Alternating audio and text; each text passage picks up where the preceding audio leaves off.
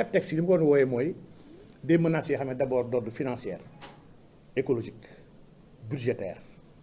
technologique, environnemental ak sécuritaire yii nii na laal àdduna bi ci 2023 bi ñu nekk te lii lu ko àndi mooy retour inflation bi nga xam ne on le voit,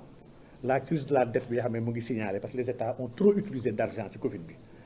les tensions biologiques, les restrictions, la guerre économique et commerciale, c'est que dafa am lu bëri li nga xam ne ci wàllu géopolitique tax na 2023 bi du mën a nooyi lii nag nag xam ne laal na économie déjà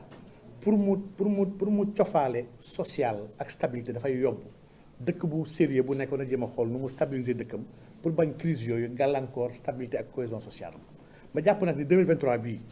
déjà conjoncture boobu on va le subir, les prix vont exploser barki démb la démb gis ngeen déjà carburant bi ñu koy commencé coow dina yokkaat avant février ci biir année bi dina amaat yeneen yu gën a yokk dina gën a metti lii nag bu ñu ci boolee di la not di la xoxotal ak di la duma wax dëgg yàlla loolu kenn laa jàpp ni kon mooy responsable bi xam ne su ko neexee bal à terre day am kooku muy tudd Macky Sall kooku dañ ko jox mboolemi jumtukaay jox ko xaalis jox ko armée jox ko police jox ko sécurité jox ko lépp mu war koo jël liggéey te jaamoo ko yàlla kooku su ko jëlee utiliser ko ci leen rek wax dëgg yàlla coob naam ñu ngi 2023 homme politique yi xam ne ñu gën a nekk en vue mën naa tudd ku mel ni Ousmane Sonko ñu ngi ko jël bëgg ko traîner loo ci benn affaire judiciaire pour jëm ko gàllankoor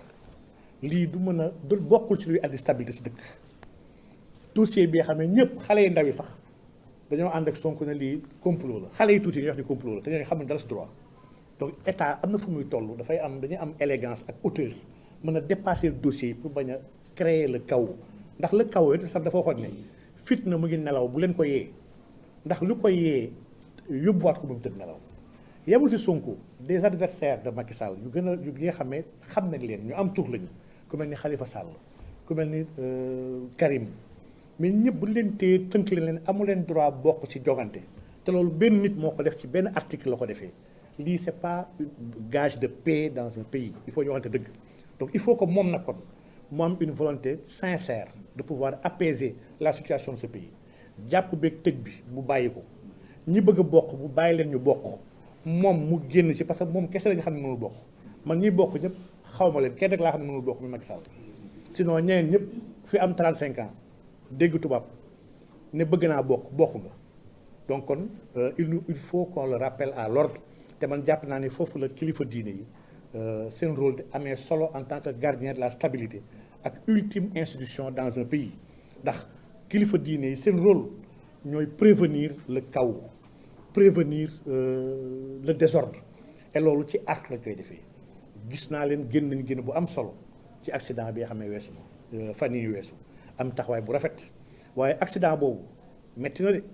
am na ñeent fukki mort ñëpp ko méttitu gis naa sax état bi jàpp borom oto yi tëj leen pourtant 13 morts amoon na fi mars te y a aucun responsable ba léegi may wax ak yow y a eu des blessés y a eu des centaines de millions yu yàqu y a aucun responsable ba léegi accident bi am 40 morts Macky Sall doxel bi mu bëgg forcer Sénégal su ko continuer ci biir at bii nii mën nañu egg ci niveau bi nga xam ne dañu am lu ëpp 100 morts moo tax jàpp naa ne jot na te wareef la ñu jug wax ak moom artu ko pour mu dellu ginnaaw ndax réew mi dañ koo bokk te waruñu sitaan kenn di ko jéem a yàq donc man loolu laa jàpp wax dëgg yàlla classe politique bi neex na ñoo waxal kenn ku nekk li mu bëgg bàyyi ko mu def dans le respect des lois et des normes de ce pays bëgguñu lu doy waar kii tourné la bëgg pour dem gisanteeg ñi ko bëgg droit am la on a le droit de se mouvoir dans le territoire national kii daa bëgg toog wax idéem bàyyi ko mu wax idéem kii daa bëgg bokk élection bàyyi ko mu bokk élection donc kii da nga ko bëgg taqal dindil dossier boobu Sénégal noppalu ndax wax jooju sax def ñu ça nous honore pas ñu toog Sénégal dëkk mel ni Sénégal le chef de l'opposition nekk ci ay wax yu bëri waxu violé wu ko pistolet la yorul pistolet ñaari pistolet la woon lii c'est décevant et c'est navrant léegi nag dañoo nekk situation bi xam ne situation bu ñu war a bàyyi xel la dañoo am président bi xam ne dafa tiit Macky Sall a peur aujourd'hui et il a raison d'avoir peur dans les pays les plus proches yu nekk je prends l'exemple de la Guinée tout proche des hommes plus puissants que Macky actuellement sont à la barre le capitaine Moussa Dadis Camara moo bu fit Macky gën ko nekk guerrier événement 28 septembre yi jàpp nañ ko ci ñi ko gën a garaaw maanaam ñi nga xam ne ñoo nekkoon cerveau wu armée bi ñoom colonel Pivi colonel Thiebro ñoom Toumba Diakité ñii ñëpp nga xam ne ñoom Kalonzo ñii ñoo gën a garaaw généraux mag yi ñii askan bi jàpp na leen ñu leen di àtte instant yi boo demee Mauritanie le président Aziz militaire moo gën a ñor ba pare gën a sañ Macky Sall fuuf ba di ko may semaine bii dafa bëgg voyager gars yi jàpp ne ko amoo droit voyager contrôle judiciaire ne toog si dëkk bi lay àtte aujourd'hui la tendance dans le monde entier mooy àtte ancien président le président Pérez fële au Guatemala le président Chili tous les autres présidents là pour beaucoup de pays leen jàpp àtte leen dëkk leen donc Macky a des raisons d'avoir peur surtout soo ngembee ay malfaiteurs ba pare def ay njombe yi nga xam ne dañ ci teg bët gis ko ragal na dugg kaso ragal na tamit ay ñoñam dem kaso waaye nag jàpp naan dans un pays sérieux lépp lu waay def war na am honnêteté bu la si jàppee na la yaa def lii te nga def ko nga dem uy ji yoon donc lii kese moo tax Macky di def li muy def daa tiit waaye tiit ak ñàkk tiit moo ci am ndax lu ñëpp bokk mënoo ko doxalee nu la neexee pare ne kenn du ci wax il faut ñu ciy wax ci dañ koo bokk comme que Sénégal dañ koo bokk mun ñu ko séddoo na kenn ku nekk rafetal li ñu ko dénk ba keroog ñu taseeg borom bi àtte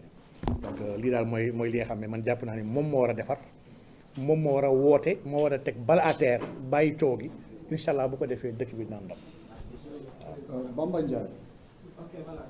benn question waaw.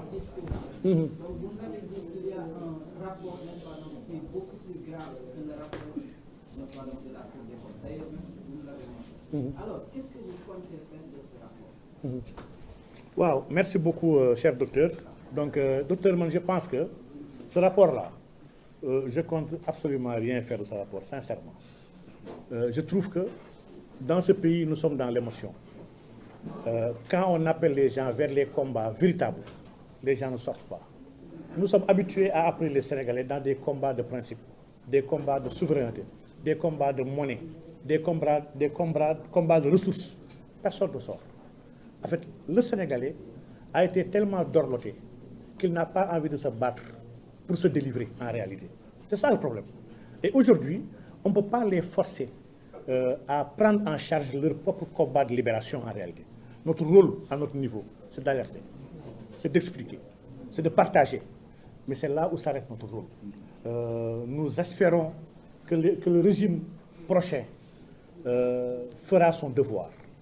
celui d'opérer une bonne reddition des comptes, de traquer tous ceux qui sont dans le complot contre le peuple sénégalais. Et à ce niveau-là,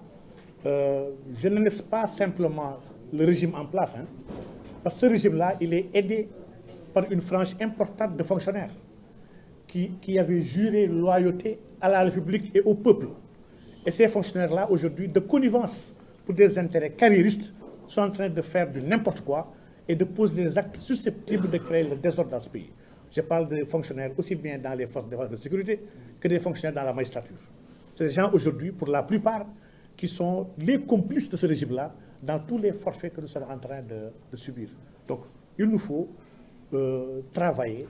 œuvrer, conscientiser pour que le régime prochain puisse vraiment régler définitivement ce problème-là de malgouvernance, de détournement, qui, il faut rappeler, maintenant est dans l'ADN de l'homme sénégalais. L'homme sénégalais est quelqu'un qui se plaît dans